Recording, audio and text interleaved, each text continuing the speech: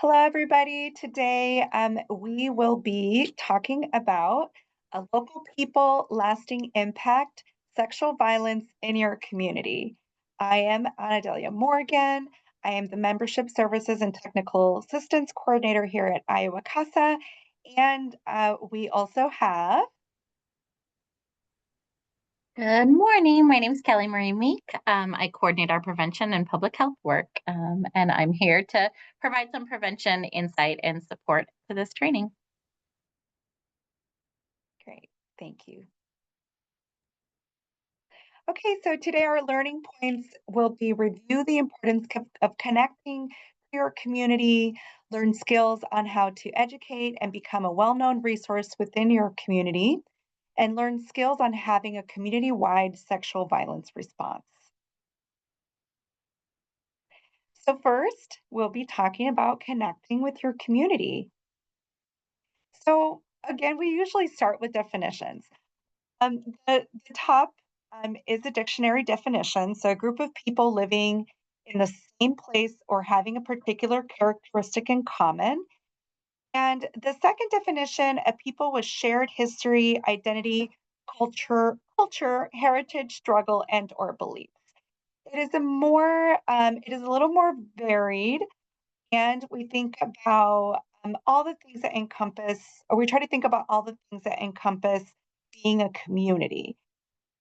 We all come from different communities, we have different experiences, and we want to think about a shared space, right? A shared sense of sameness. And also as we're moving forward, thinking about some of the historical struggles that maybe communities have had, and like the past really does matter when we're thinking about how we move forward in our work.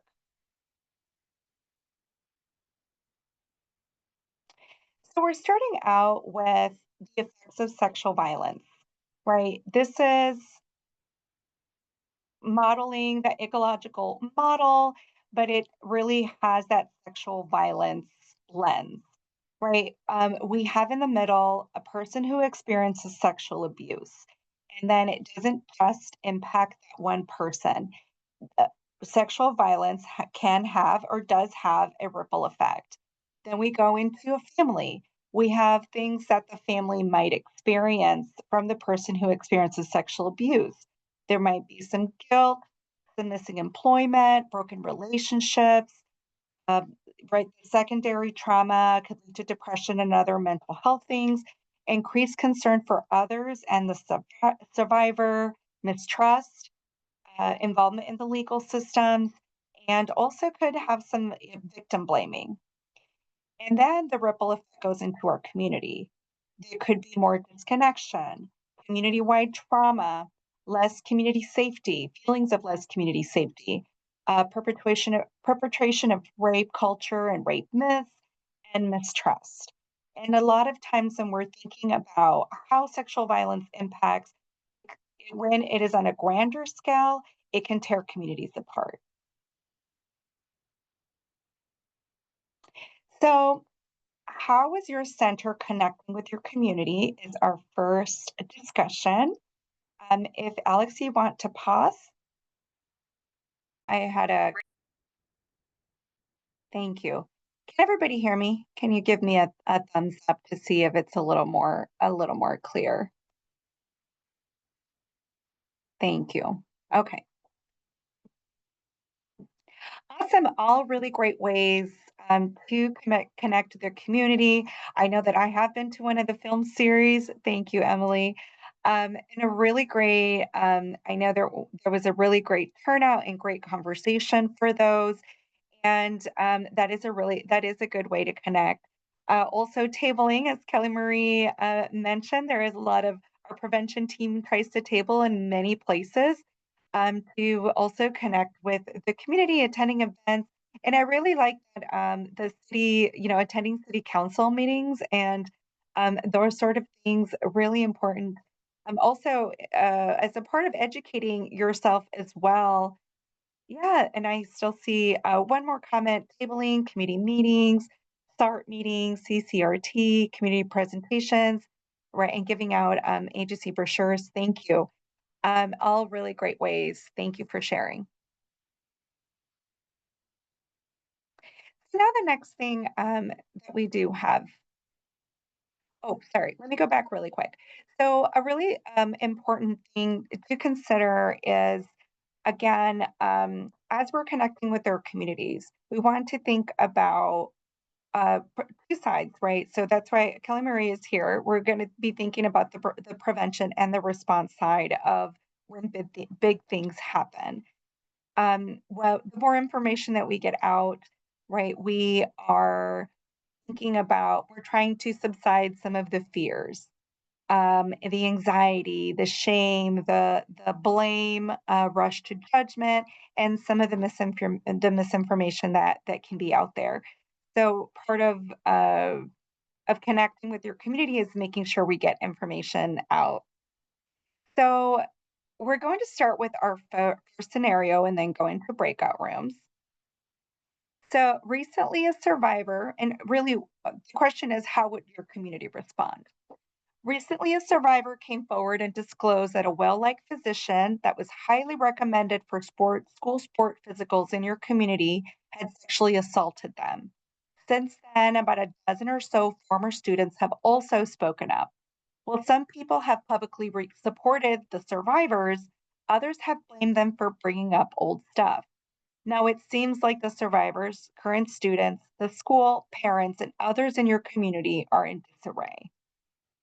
So we are going to break out into groups, and the question would be, how would your community respond? The other parts of the discussion: what support could your agency be able to provide to the community beyond reaching out to the individual survivors? And what are the challenges? And Alex, could you put the Yeah, absolutely. Reaching out, there was some really good stuff in there, and we'll cover some of the things that you've already mentioned.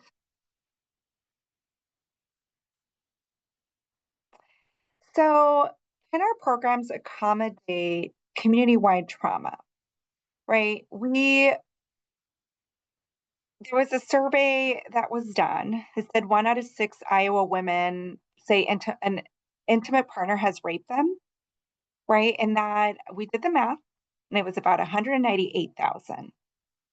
So we know that, according to our VAS, VAS report, that 9,000 survivors sought services at community-based victim service programs, and only 1,100 of them, possibly, I don't know if it's as well or separate, but only 1,100 went to emergency rooms, right? So how how are the other people being impacted, right, by sexual violence? So when we're thinking about the And stories, Adelia, yeah, this is Danny, the interpreter. I apologize. Excuse my sure. interruption.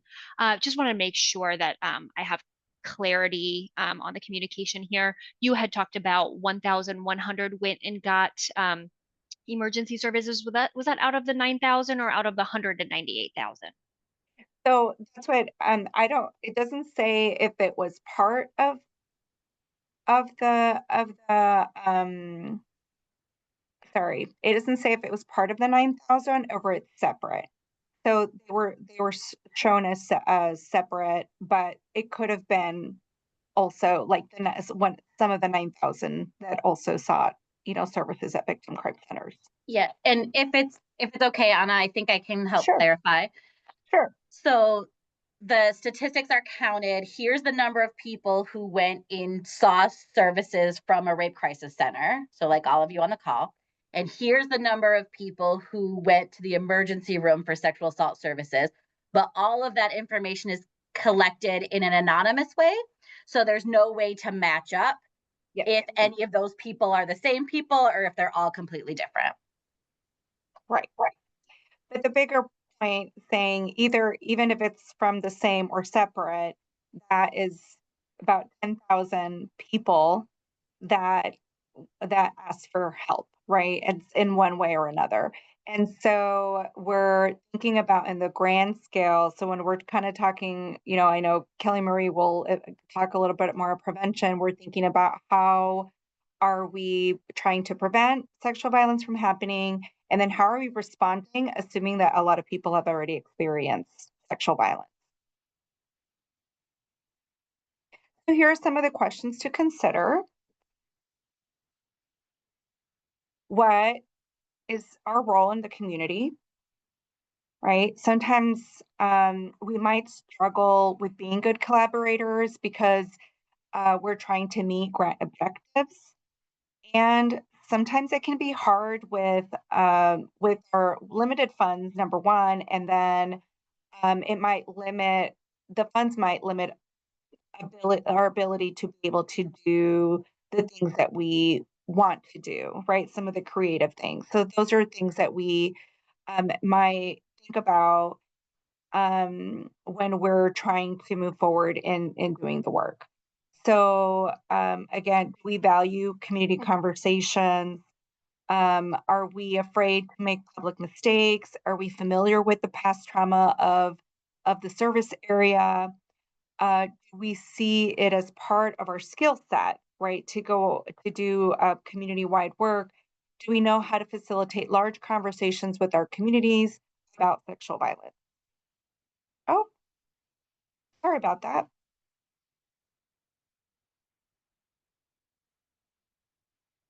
Okay.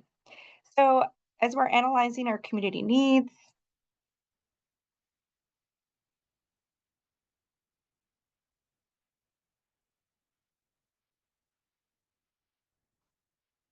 we want to think about where survivors seek out support that can provide them comfort, safety, respite, and guidance. Now, we want to think about what people in our community that are not part of the formal response that we will talk a little bit, or we'll talk about that later in the presentation, where survivors might go for support like sexual violence. So even if we are not meeting the needs of sexual violence survivors, the survivors in our community are still seeking out people and resources that can help meet their needs holistically. So remember that SV survivors can experience sexual violence anytime, by anyone, and anywhere. So we need to think about how we create a web of support in meeting the following needs, right? So when we talk about comfort, these are the people who are non-judgmental. They show that they care. They can provide some validation. They could also, I mean, these people can be our parents, it can be other survivors, our friends, or sometimes even social media. Um, I know I have high school students. And so I know that they tell me, Mom, some of the things that when I try to talk about sexual violence, they're like, oh, I learned that last week in a TikTok video all about consent. And I've seen the teacup, all these things that they said that they already, or they connect with others when it comes to when big things happen.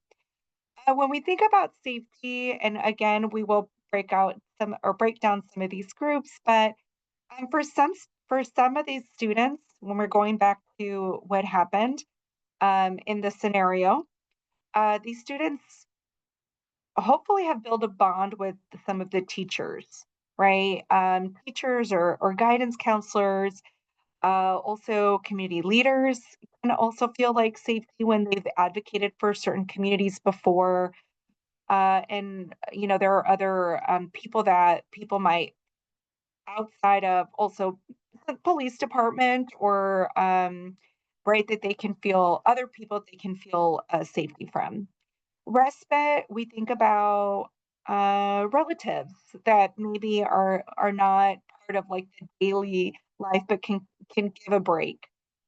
be able to step away and not have to talk about things and be able to rest. I know, I don't, like, as an aunt of a young adult, I say, "Do you want advice or do you want me just to listen?"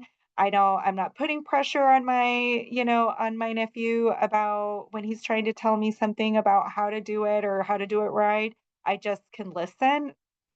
It could also be hairstylists, it could be even, bartenders, right? These are just they're people in our community that can provide respite. And then guidance and resources, this can be faith leaders, again, community activists or community leaders. It could be, elders in our communities, right? People that we can go to for advice. So we need to seek out partnerships and collaborations with both formal agencies and with supportive individuals as well. Altogether, a community, we can share information, resources, time, and support to meet survivors' needs. And we don't have to do it all ourselves. So here are some reflection questions. Again, you can unmute or you can put it in the chat. Where do people in your community go to receive comfort, safety, respite, and guidance? Who are the individuals who provide that in your community? What they provide? Who are the community leaders in your community? And what connections or relationships do you have to them? How can you build on or improve that relationship? And I'll give it a few minutes. You could put it in the chat or unmute.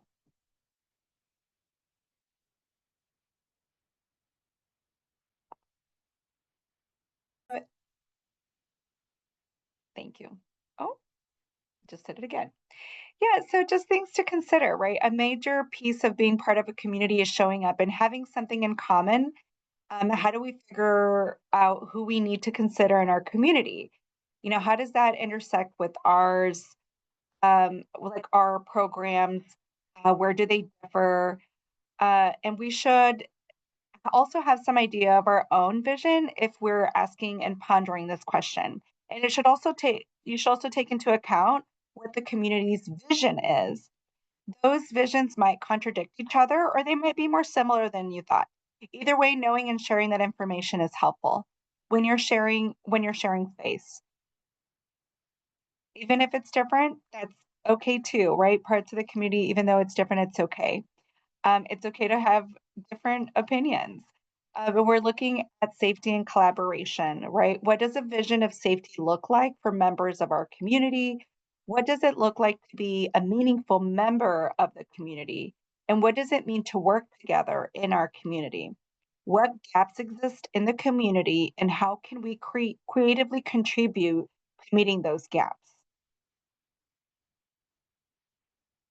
So, talking about a community-wide sexual violence response, we're going to come back to our scenario, right? We had a survivor disclose that a physician that did sports physical sexually assaulted them, but a dozen or so former students have also spoken out.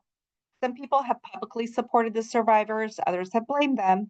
Survivors, current students, the schools, and others in your community are in disarray. What's next?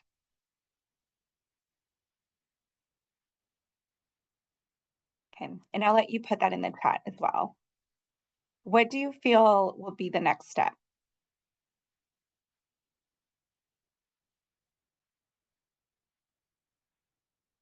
Okay, move forward. So here are some of the things that we're able to pull some of the resources, right? Identifying the key actors and institutions.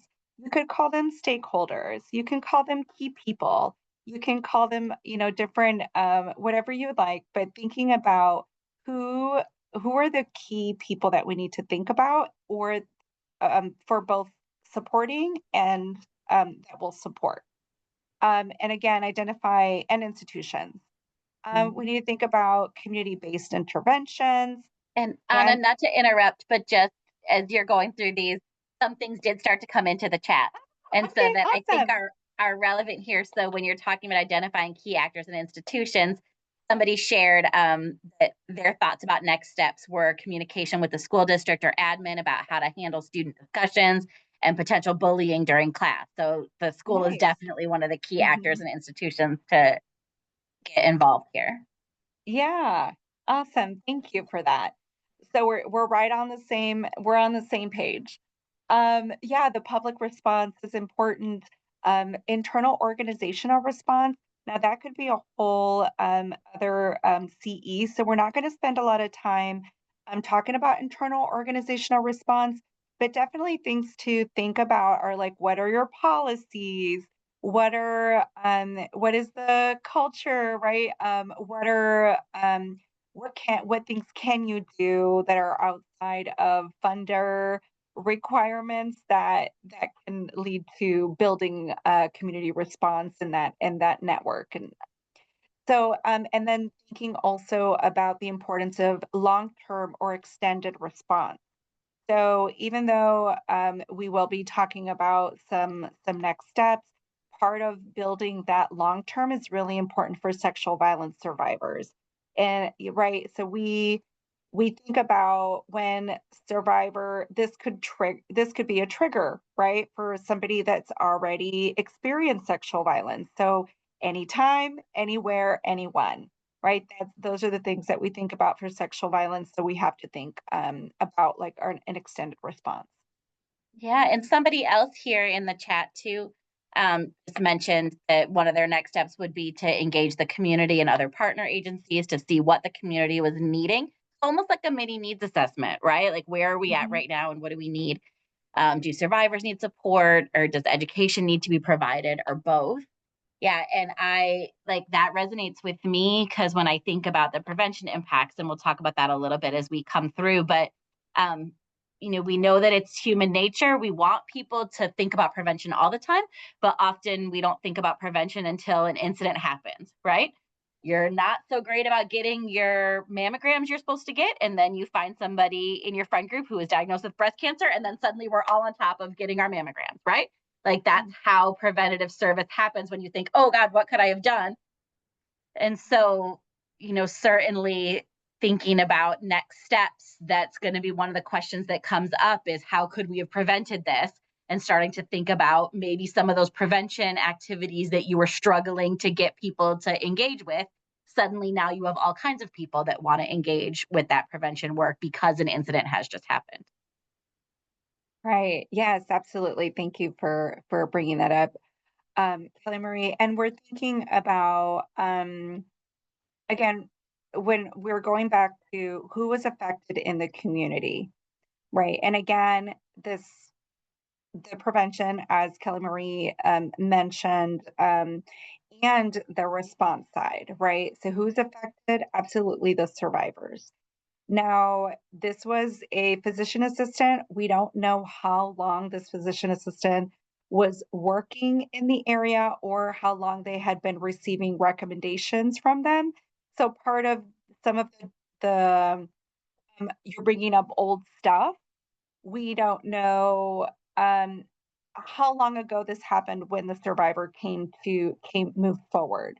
We don't know how many generations of sexual violence had been happening. Because again, if it was a highly recommended person, this was a person that the community, the school community trusted, and probably referrals within parents as well, not just the district. So again, survivors can also even be parents of students that never talked about it or thought or did any or ever sorry reported. Other people that are affected are the secondary survivors, right? We have parents, siblings, students, and school staff.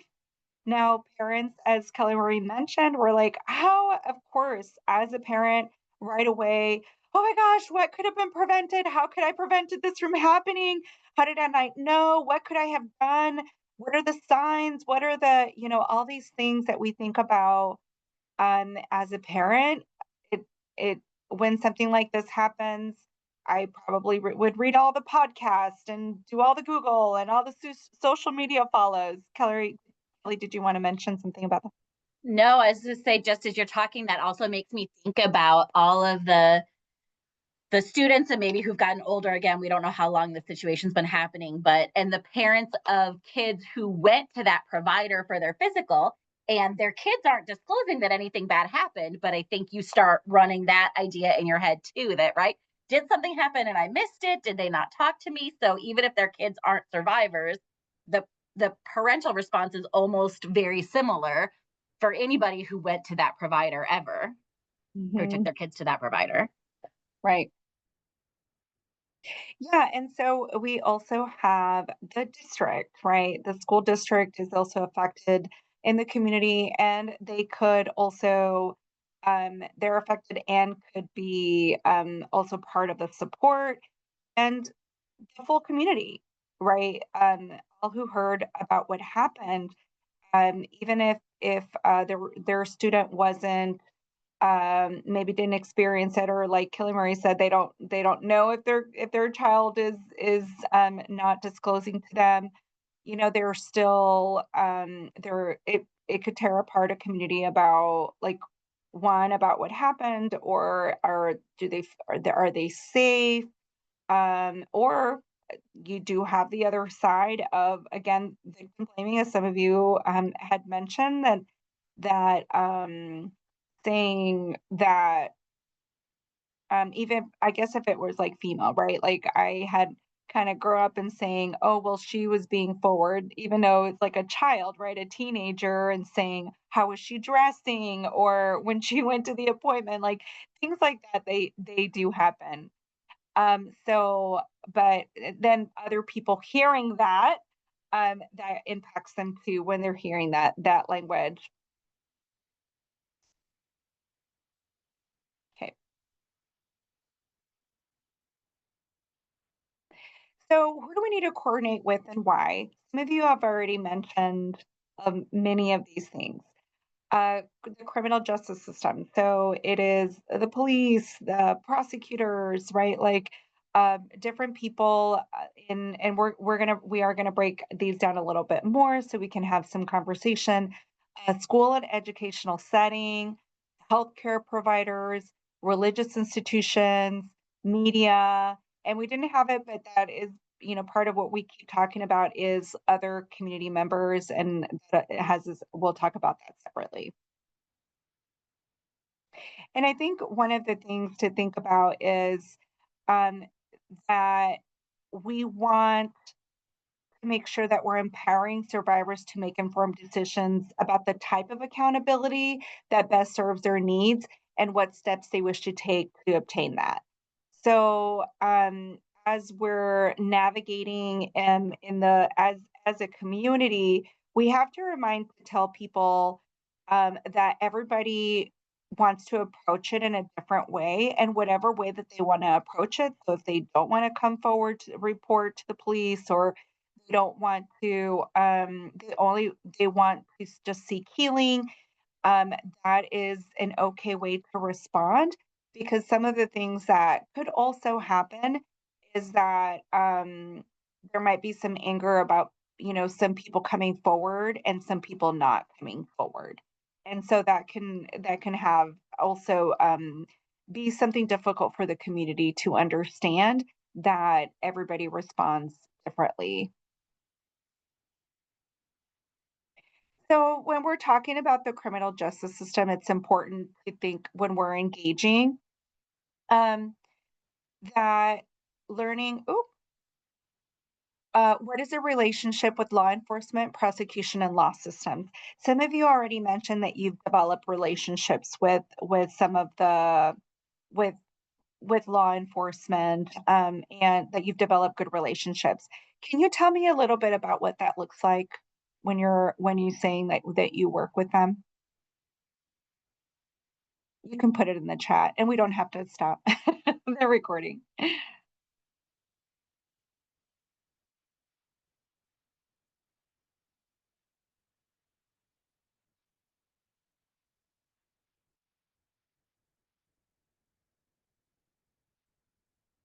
Okay, and we'll wait for a little bit with for those responses and move forward.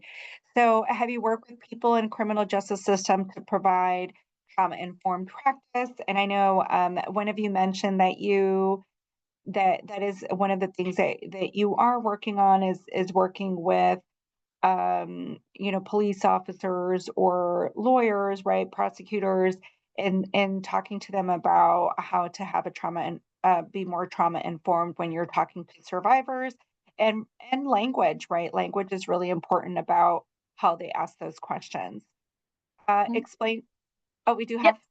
Somebody mentioned that they have co-located advocates. So there are advocates who are located in police departments and in courthouses in their program.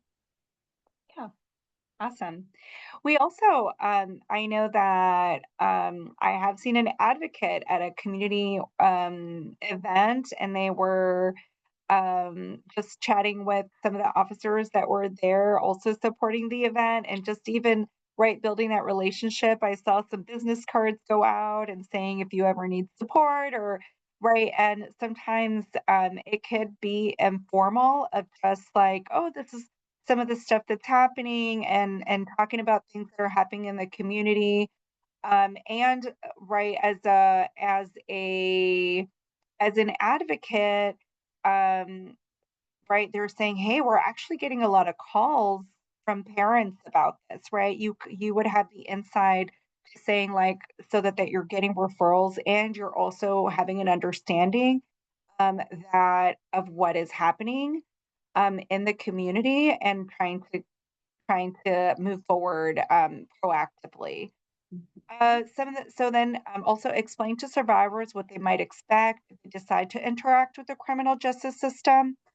Um, and we're thinking about like procedural, right? Interviews, investigation, evidence gathering, and all those procedures, what the timelines might look like, right? That's important for survivors to understand.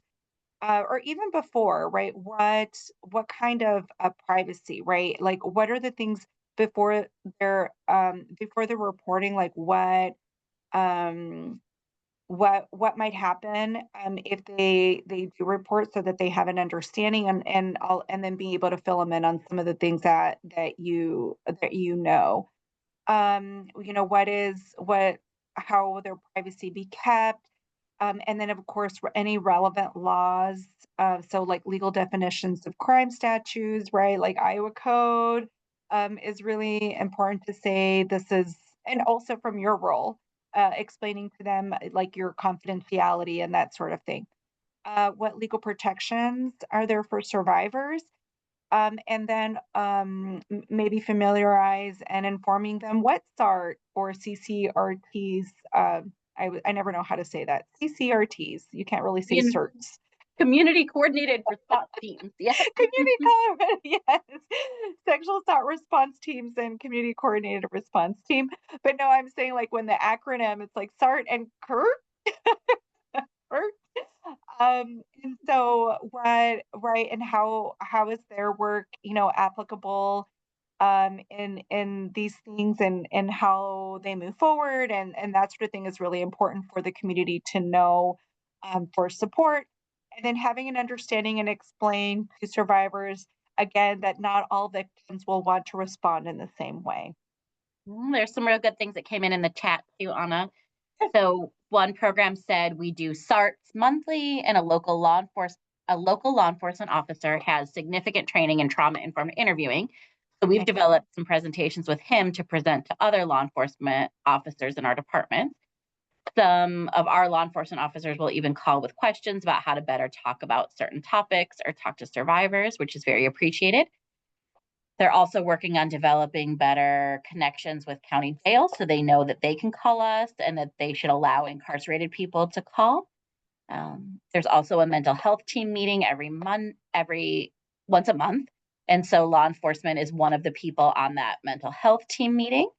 Yeah. Some other programs are talking about providing presentations to law enforcement, and providing more law enforcement training and to table at community events, to build those connections.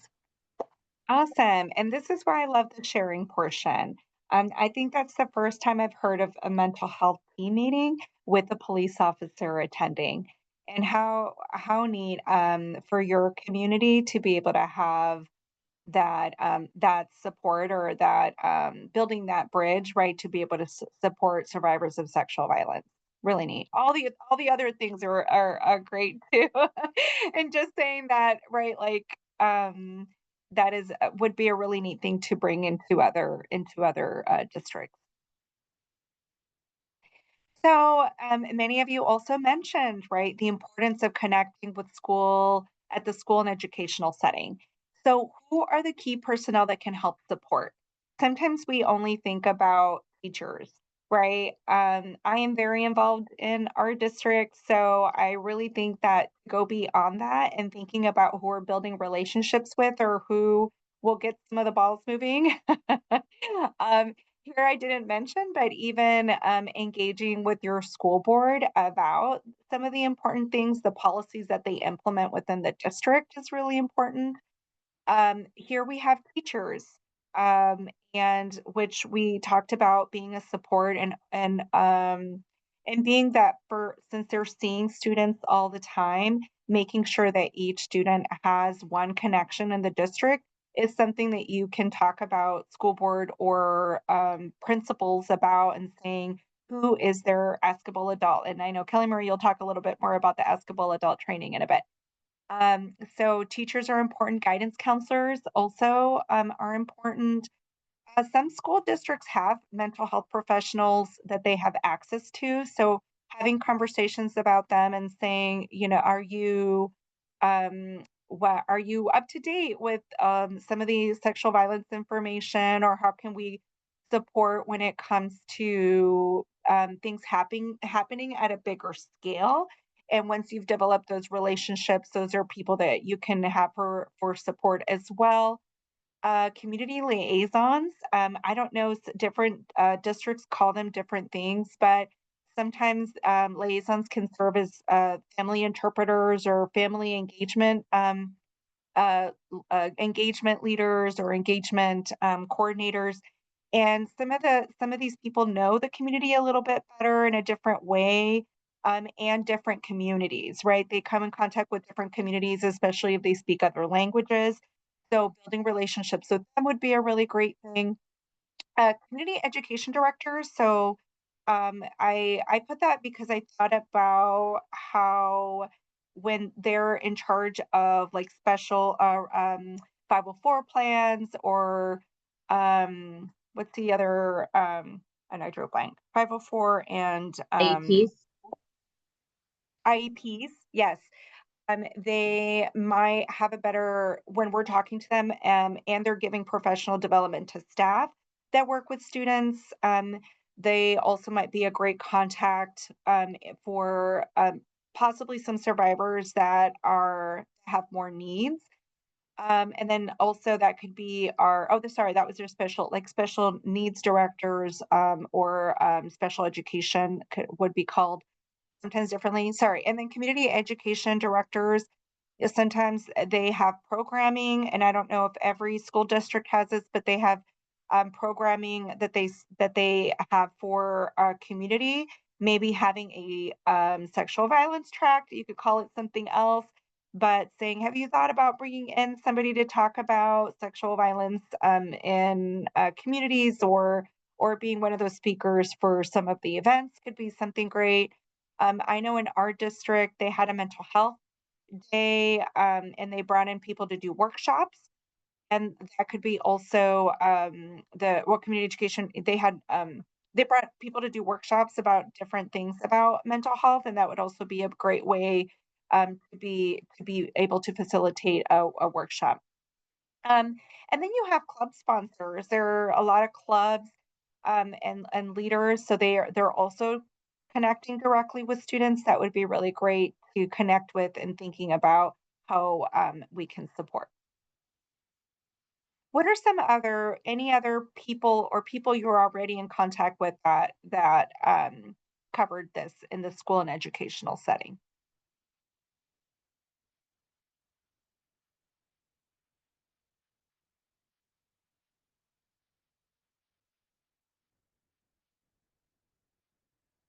Okay. And just to think about, right, schools can provide students with objective and clear information also about issues. So talking maybe not always directly to students, but the people that are again making the policies or forcing rules, right, and thinking about how they can talk about the issues without any bias or taboo with the students, families, and communities. And we have healthcare providers, right, is the relationship with healthcare and mental health providers in your area. And I know we already touched upon a little bit. Some of you mentioned that you already are working with some of the healthcare providers. Have you worked with healthcare and mental health providers to center trauma informed survival care? Have you worked with providers about how to prevent sexual violence in their clinics and consent based care? And how do we coordinate in case of a mass disclosure for counseling support? All things to consider. I know, Kelly Marie, you wanted to touch a little bit about providers and consent based care. If I could unmute. There we go. There it is. Sure. So I think a couple things kind of come to mind for me here. The first one is just that parents are going to be more or differently informed when they're bringing their kids in for these school physicals and for other kinds of health care for their children. And so, what are their policies about having one child and one healthcare provider in the room? Like, do they always have a backup person? Are parents allowed in? Are they not allowed in? All of those types of things. And really to get back to the basics of prevention, are they doing what we would call consent based care, right? Are they asking for permission? Are they modeling what consent looks like so that that becomes really normal for children and young people? So that when somebody does violate their consent, they're able to really see it as something different and not just as what doctors always do.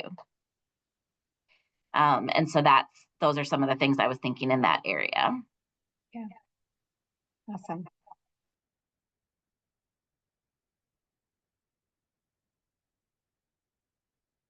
Yeah, and sorry, I was looking. So there was a couple of a couple of resources. Alex, if you can put them in the chat, with the National Sexual Violence NSBRC like resource. um, they so if and it does talk it breaks down a little bit more about things to think about when you're working with some of the collaborators, and one of them being with law enforcement. So yeah, if you can put in the chat, there's a couple of toolkits or things for discussion when we're moving forward. So thank you for that. Yeah, and now we're going into media. So we'll spend a little bit more time here. Right, like, how are we, and some of you had said, like, what a message are we getting out? And that is really important to think about. How are we building relationships with our local radio hosts, newspaper journalists, right, reporters, and social media leaders? And that could even be students that are being followed, right? That what kind of information, like, hey, can you post this to all your friends? So, for example, I sent my son the pyramid of like how sexual violence happens. And he thought it was like funny. And so he thought he would send it. It was in middle school. He'd send it to all his friends. And for the rest of the year, when they would like somebody would make a comment that sounded like victim blaming or shaming or anything, they would send it to each other about like don't continue your sexual violence. And although it was kind of a joke, I mean, joke was on them that they were learning. So I thought it was just a really neat thing about I know I just how unaware they were about like how now these messages are in their heads about like about these different forms of, stopping sexual violence. So we have to make sure that we're, keeping up with the times and thinking about how we can move some of that forward. Um, what will be our public messaging from our organization? Again, that is really important. We have to think about how to support and protect survivors. We have to think about what, public education and public awareness, right? And making sure that there is no misinformation in the information that is going out. I mean, people right away, right? So, like, media can be a good and a bad thing. And sometimes, if we build those relationships with the media, then we can get the information. They can be more mindful about the information that they're putting out there. And then also on the prevention, like, also have some preventative information early on so that it can right, so that we don't have harmful or misleading or inaccurate depictions of sex and sexual violence. Um, so, right, like, we know that if when these when misinformation or negative things, victim blaming, all these things are going out into the media, that might trigger some shame for survivors or trigger other things. And it also creates norms about what is and is not safe, healthy, respectful, and like respectful in relationships. So many times we know that when we see things in media, these depictions might romanticize sexual assault. So the words that we use are really important. I'm gonna have Alex put in the chat. I found a really great podcast, um, again through NSVRC, that they talk about just the importance of the words that we use and words that we can kind of change, or not kind of change them, so that we're making sure that we're focusing on the safety of survivors and not having problematic language, or making things as acceptable, right? So when we have these stories, they're like what we are seeing in the stories is what we think is true, and so if we try to get ahead of that, we make sure that it's being represented in the right way.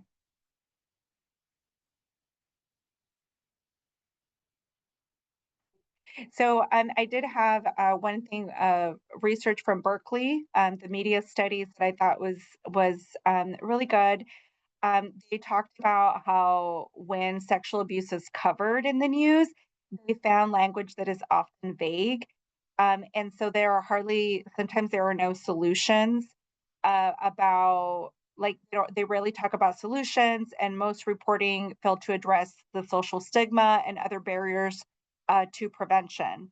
So by focusing on child sexual abuse through reports to law enforcement or criminal justice, they also they weren't also very accurate about the things that need to be done, or the way that we should be describing the act.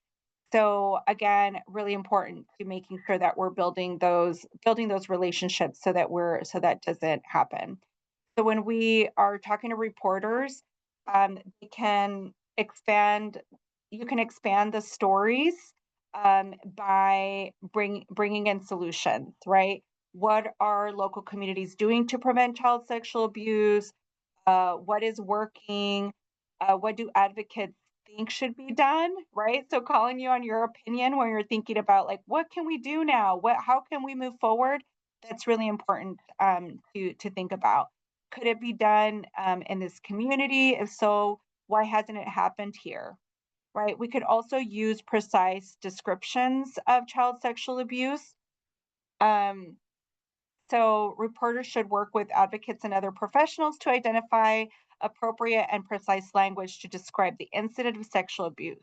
Euphemisms and vaguely worded stories about scandal obscure the public's understanding of the depth and nature of the problem. So precise language can include forced oral or genital contact, unwanted sexual touching, and rape. Looking beyond the criminal justice response. Often use covers the legal consequences faced by those who commit child sexual abuse, and rarely are the consequences for victims and their families recognized. Going beyond this to talk about the consequences for victims, perpetrators, their families, and communities help the public understand and the social consequences of child sexual abuse and the recovery process. And then identifying relationships and power dynamics. So clearly identifying the relationship between the child and the adult who has committed abuse helps the public understand and abuses of power and counters the myth of stranger danger. The majority of children are sexually abused by someone they know, such as a family member, a coach, or a teacher. So, naming these relationships solidifies the public's understanding of grooming and how people may abuse their positions of trust or authority and the wide range of people who commit abuse. And again, these are the things to make sure we're considering when we're providing prevention tips to all the people who we will come in contact with. I don't know if there's something else you wanted to mention about that. Okay.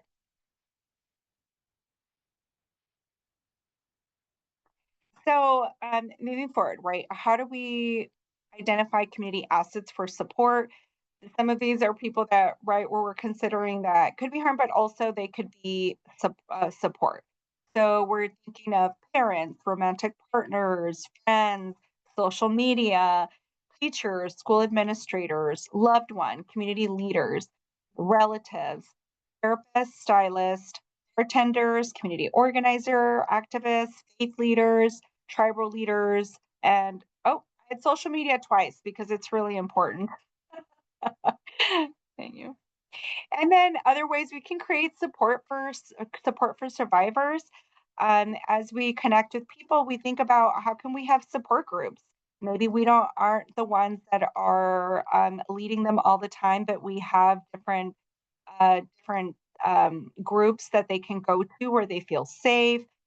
Building peer support, right? So coming in or having those conversations, those prevention conversations with other students.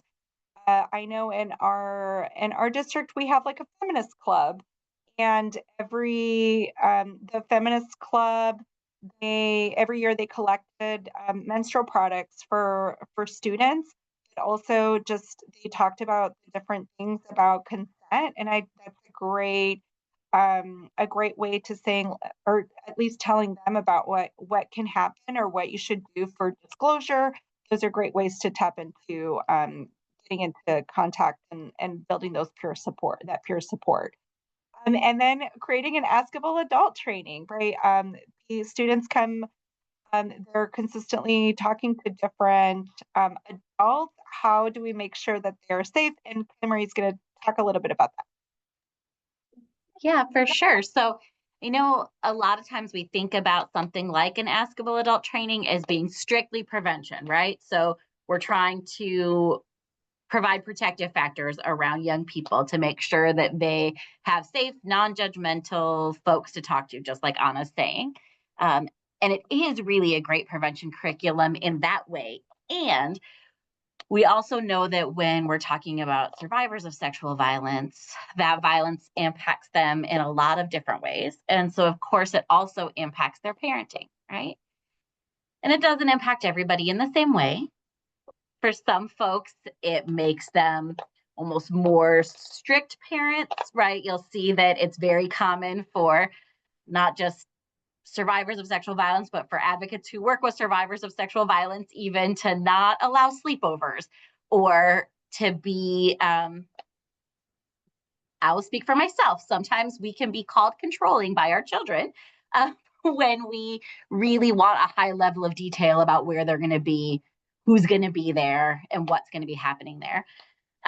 So that can happen sometimes. And we also can see across that whole continuum that sometimes we'll see survivorship showing up for people in their parenting in ways that they're really permissive in parenting, that they are still carrying maybe a lot of self blame for what happened to them.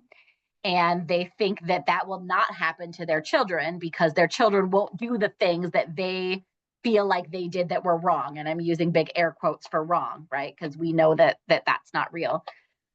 But it can be real in the way that survivors are processing their own experience. And so being able to have access to what I would think of as a prevention training, but is also a support for survivors who are now parenting to be able to really meet with other folks who've been through similar experiences and think about the ways in which that's impacting their parenting and how they just want to move forward in ways that they're being as protective and responsive as they can to the needs of the young people in their lives, not just their own children, but if their aunts or uncles or teachers are working with young people in other ways, um, that can be a real protective support for survivors as well.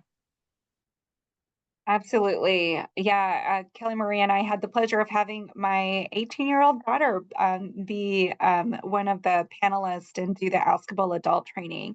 And it was really neat to hear her share from her perspective about my parenting skills, not always, no, about thinking about the conversations that we have that have been important to her. And again, plugging in another training, we do the Askable Adult training, and I think, like Kelly Marie mentioned, it is important to have parents kind of have an understanding of maybe why teenagers didn't want to share what kind of communication is happening before, or what kind of barriers are we putting up as parents, as teachers, as godparents, as uncles, aunts, that might discourage teenagers from wanting to talk to us. So, how do we encourage that space so that they are talking to us as a part of a response?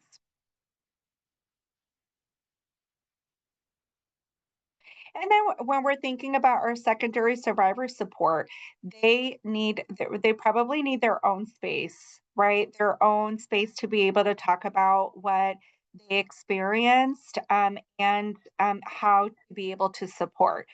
They can, in their support groups, be able to work through any feelings or reactions they are having, in a very not judgmental space, and help avoid putting that pressure or or victim blaming, right, with insensitive comments. They didn't realize it was victim blaming by saying, why didn't you yell stop, or why didn't you do this, or why didn't you do that, right? They don't realize that that might be more harmful. So having those spaces where they can vent and learn would be really important. They can ask those burdensome questions, right? If they're um, right, that might not be as comfortable around their student or the person that is the survivor, the person that was impacted. And they could also learn more about sexual violence. Um, Also have spaces, or even within these support groups, provide workshops on how to support their survivor in the best way that they can. And so this kind of coincides a little bit with the Askable Adult training as well, in saying these are the things that might be helpful to talk about or learn, in order to best support your student that experienced sexual violence. And so establishing a resource within your community, um, this is, we need to think about how can we become a central place for our community. So when these large things, when they happen in a big scale, we already have some of these things set up so that we can put our plans into place. So again, our employees part of the community. I know some of you did mention that you go to, oh, not actives, but activities, and events in our community. It could be tabling, or it could be attending, or co-sponsoring something, or doing a little workshop, or whatever it may be. Really important to say, like, we're part of this community in every way, or even on a planning committee, an advisory board, like all those things can be part of it. volunteering. I know many advocates, you're probably really tired and and you're like, you want me to volunteer too? Some things might just be a part of like what the school that your students attend, right? Like, or part of your what your own kids attend, or some of your friends' activities, and they say, "Hey, do you want to volunteer for a little bit selling cookies or whatever it may be?" And having conversations about, I know people are like, what do you do? Sometimes I avoid it. And sometimes I'm just like, I'm open to the conversation to say, right, I work in the sexual violence field and we're trying to stop sexual violence. And sometimes questions come up about parenting and about different ways to be able to support survivors or agencies, right? Like, oh yeah, there's tons of there are, tons of victim crime centers around the area, and these are some of the things that they do. All really great to have those conversations. Our board members made up of our community, making sure we have representation in different areas so that when these things happen, do you have, it could be a teacher, right? From the district can be one of our board members and saying, I know how to navigate, I know who to meet, I know the things that we can do. And then are we getting feedback and input from our community? So in what ways are we setting things up so that we are getting feedback and saying good or bad? It's always, no matter what, it's helpful. Another way of becoming a central place for our community is how are we utilizing our space, right? And then we'll talk a little bit more about some ideas. Of course, we have to think about confidentiality and how do we make sure that we're supporting and keeping our survivors, their stuff confidential. But outside of that, like how are we utilizing space that can be a center for our community? What do our brochures, our websites, and social media read that might limit engagement? Um, what I'm thinking of now is what kind of language are we using that people can connect with? Sometimes they can look at the information and being like, yeah, that's not really me. That's not really something that happened to me or something that I understand was sexual violence. So, how are they reading so that people that might have experienced that might know that they can come to us? Same thing with like websites. Like sometimes it's like, well, I don't really want to talk about it. Like that's not, I don't, counseling is not really what I'm looking for. But maybe it's more of still we can, we have resources for you. You don't have to talk about what happened.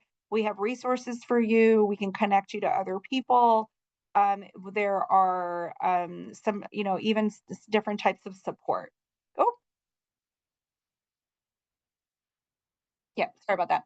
And The then, technology knows that we've got 5 minutes yeah, left. It's trying to move us I along. know, 5 minutes. How can we be a leader in our community? Also thinking about what we mentioned before, and what workshops can we share with our community?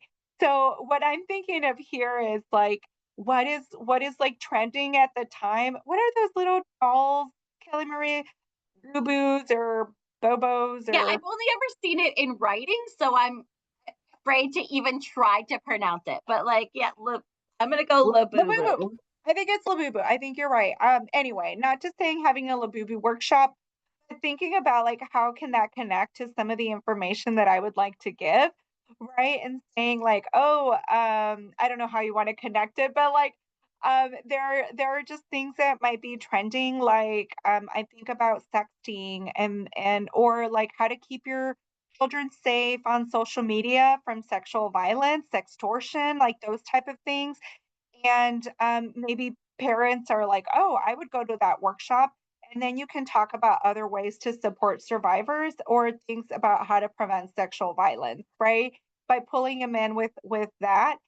And hopefully having a donor and having food. Food always brings people.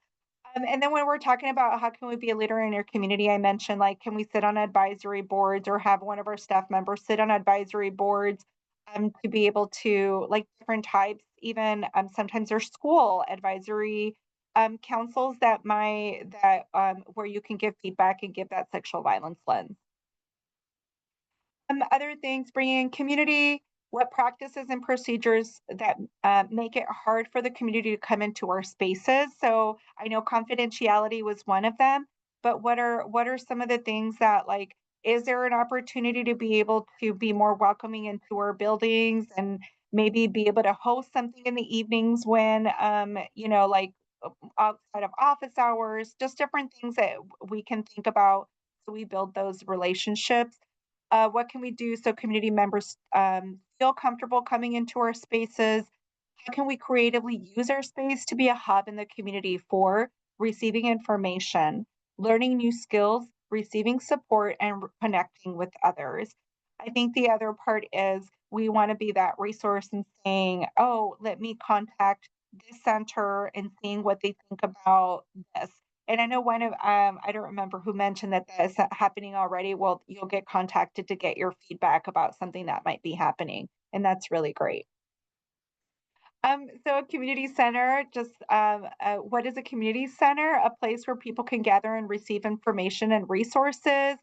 So thinking about centrally located, easy to find, open to everyone, free to low cost activities, support for community projects, caters to different interests and age groups, multi-purpose spaces, variety of equipment available, encourages creativity and culture.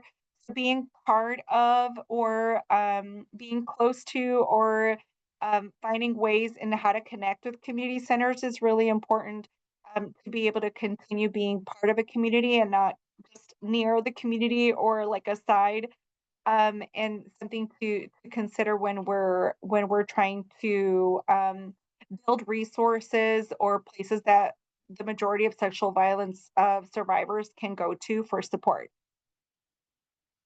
What could we offer to community directly related to sexual violence or sorry, to the community directly related to sexual violence services, facilitate and lead community discussions about sexual violence and abuse, right? So those town halls, panel discussions and book clubs, review organizations' anti-violence policies and protocols, lead discussions with youth groups about consent and relationships, provide anti-sexual violence materials in various mediums. So we have magazine, books, right, art material, and providing healing support materials, so like journals, art supplies, survivor stories, etc.